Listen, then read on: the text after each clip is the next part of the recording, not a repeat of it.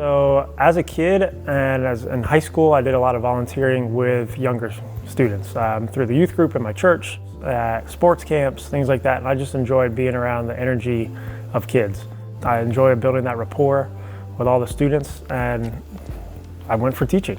I did special education for 9 years in high school. Then I came to Pollard, and then I moved to math, which I really enjoyed, just being in my one math class and focusing on the skills that the kids can use throughout every day outside of the building.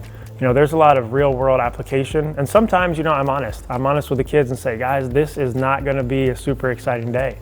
Like we're gonna learn about this topic, we're asking questions, and we're working our way through it, but tomorrow we'll have an activity that we're gonna build on top of. And I think being transparent with my students, for me, is where I build that relationship with them, where they know I'm not trying to just give them work to waste their time. One of the biggest things is realizing that the student is not only in your class. I think that relationship too, a lot of students will come to me non-math related and say, I'm not having a good day, this is happening, what do you think I should do? And sending them whether to go see a guidance counselor or a principal, or even just coming up with a plan. All right, let's lay out what the problems are, and let's start with the most important, and then we'll work our way down the list. Definitely eases their minds, which I try to do, and make it enjoyable to come into my class. And realizing the small moments of the interactions, of the relationships that you have with those students, that's what they remember. They don't remember the Pythagorean theorem, like you said. They remember, how did you get that when you had 3 kids come up and they acted it out, or whatever you might have done, or even just shooting baskets in a fake trash can, and those laughs that they had. So that's what kids bring up to me outside of the building.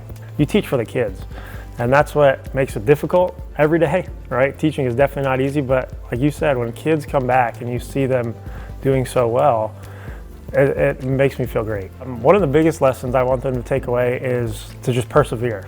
Persevere through that problem, whether it's math or life, that there is a way to get to an answer. It might not be within a 10-second fix all. It might be a couple weeks of hard work, and having them realize that the mindset of I can't do it, instead of I can't do it, change their mindset to how do I do it? How do I set up a plan to figure this out? And I think math provides that opportunity to set up these problems, to work your way through. And we always start with the basics and we build on top of that. But just knowing they'll be able to get through problems bigger than math.